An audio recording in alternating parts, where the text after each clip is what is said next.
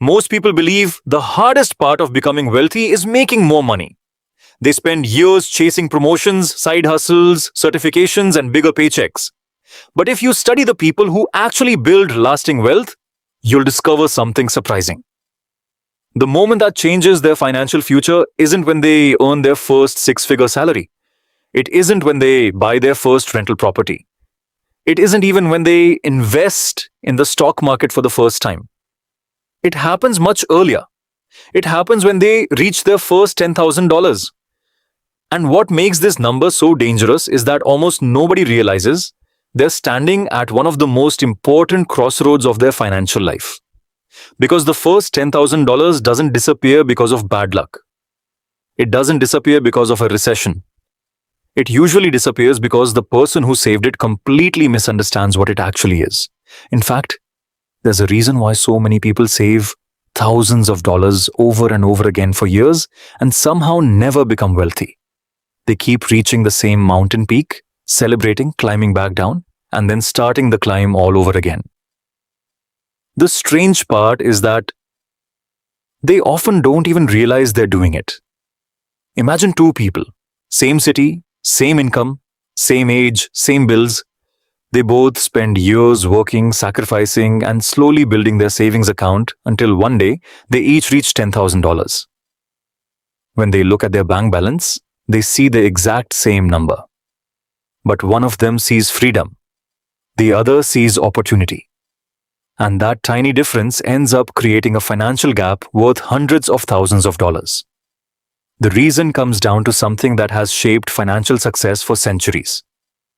Throughout history, wealth has never been built primarily through labor.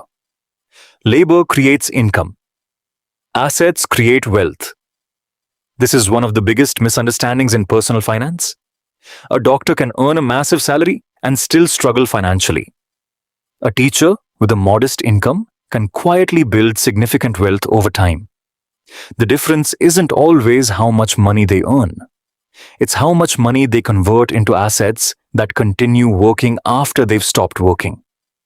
Your first $10,000 is often the very first asset you ever own. That means it represents a transition. Before that point, every dollar in your life depends on your effort. If you stop working, the money stops coming. But once you build capital, even a small amount, you have something that can begin producing value on its own. The surprising part is that most people never treat it that way. Instead, they treat their first $10,000 like a reward. And that's where the trouble begins. Human beings are wired to seek completion. We love milestones, we love finish lines, we love reaching a goal and feeling like we've finally arrived. But wealth doesn't work that way. The moment most people reach $10,000, their brain quietly changes its relationship with money. For years, saving felt painful. Every skipped purchase felt like a sacrifice. Every extra dollar felt hard-earned. Then suddenly the account balance looks impressive. The money starts feeling available. The number feels permanent. And the spending begins. Not all at once. That's rarely how it happens. A small emergency arrives, then a vacation, then a purchase that seems reasonable, then another. Each decision feels harmless because each decision is viewed individually. But wealth is never destroyed in a single moment. It usually leaks away through dozens of logical decisions that collectively become a disaster. What makes this especially dangerous is that your brain is constantly trying to reward itself for past sacrifices. Psychologists call this self-licensing. It's the tendency to give yourself permission to break a rule because you've been following it for so long. You eat healthy for a month, so you justify a cheat meal. You exercise consistently, so you skip a workout. You save money for years, so you convince yourself you've earned the right to spend some. The logic feels reasonable, but wealth building operates under a different set of rules. The dollars that matter most are often the ones that seem smallest at the beginning. This is where history offers an important lesson. If you look at the great fortunes built through investing, they rarely exploded overnight. Most started with modest sums invested early and allowed to compound for decades. Compounding is often called the eighth wonder of the world because it creates outcomes that appear impossible.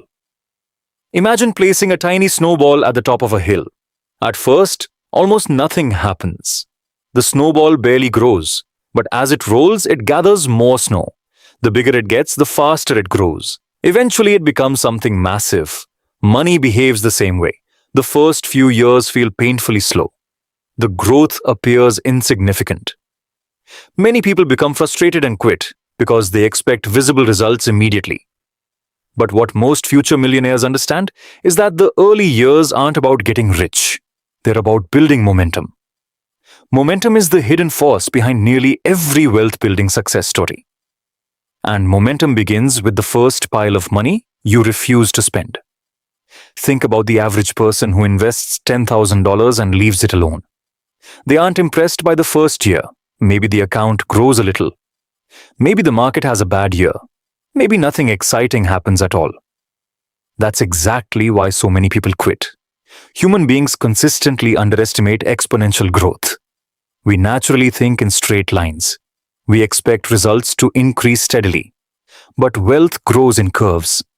For years, the progress feels invisible. Then suddenly, the curve bends upward. Then it bends again. And eventually, the growth generated by the money becomes larger than the growth generated by the person. This is the moment most wealthy people spend decades trying to reach. Because once your investments begin producing more wealth than your labor, the entire game changes. You are no longer relying solely on yourself. Your money has joined the workforce. But here's what many people never realize. The first $10,000 is usually the hardest money you'll ever save. Not because of the amount, because of the circumstances. When you're starting out, you have fewer resources, lower income, less financial knowledge, and often more mistakes. Every dollar requires effort. Every sacrifice feels significant. That's why losing the first $10,000 hurts more than losing later money. It's not just money. It's years of discipline. Years of learning, years of delayed gratification, years of saying no. And every time someone drains that account and starts over, they aren't just losing cash, they're losing momentum. Momentum is incredibly difficult to build and surprisingly easy to destroy. This is why wealthy investors obsess over protecting capital. Not because they're afraid, because they understand that every dollar represents future earning power. A dollar today is not a dollar. It's a future stream of possibilities. It can become more dollars. It can buy income-producing assets. It can create financial flexibility. It can generate options. And options are one of the most valuable forms of wealth. The person with savings can make different decisions than the person living paycheck to paycheck. They can wait for better opportunities. They can survive setbacks. They can take calculated risks. They can think long-term. Financial stress shrinks your time horizon. Financial security expands it. And your first $10,000 is often the beginning of that expansion. But this is where things get interesting. Many people hear messages like this and decide never to touch their money. That sounds smart. Yet it creates a different problem.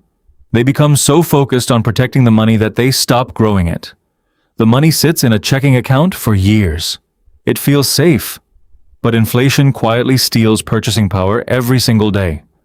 Throughout modern history, inflation has consistently reduced the value of idle cash. Money that isn't growing is often moving backward. That's why successful wealth builders separate money into different jobs. Some money protects, some money grows, some money produces income. Every dollar needs a mission. Without a mission, money becomes vulnerable. And vulnerable money gets spent. The people who keep their first $10,000 usually don't rely on motivation. They rely on systems. Motivation disappears. Systems remain. They automate investments. They separate spending money from investing money. They make wealth-building decisions in calm moments rather than emotional moments. This sounds simple, because it is. But simple doesn't mean easy. The greatest challenge in personal finance isn't mathematics. It's behavior. Most people already know they should save more. Most people already know they should invest consistently. Most people already know they should avoid unnecessary debt. The challenge isn't information. The challenge is acting differently than your emotions want you to act. Every financial decision is really a battle between your present self and your future self. Your present self wants comfort. Your future self wants freedom. Your present self wants convenience. Your future self wants security. Your present self wants rewards now. Your future self wants abundance later. The people who build wealth aren't perfect. They simply learn to listen to their future self more often. And that's exactly what your first $10,000 represents. It's not a number. It's a test. A test of whether you'll treat money as something to consume or something to multiply. Because the truth is that nobody becomes wealthy by repeatedly spending the seed. The seed has one job: to grow into a tree. The moment you understand that, your relationship with money changes forever. You stop seeing dollars as purchases. You start seeing them as employees. Every dollar has the ability to work for you. Some work harder than others, some work longer than others, but none of them can work if they're constantly being pulled out of the game. That's why your first $10,000 matters so much. Not because it's a large amount, because it's the first moment in your life when wealth stops being a theory and becomes a possibility. Most people think the goal is to save $10,000. It isn't. The goal is to save it once, then never have to save that same $10,000 again. Because the people who become financially free don't spend their lives rebuilding the same pile of money. They spend their lives protecting it, growing it, and allowing time to do what time has always done for patient investors.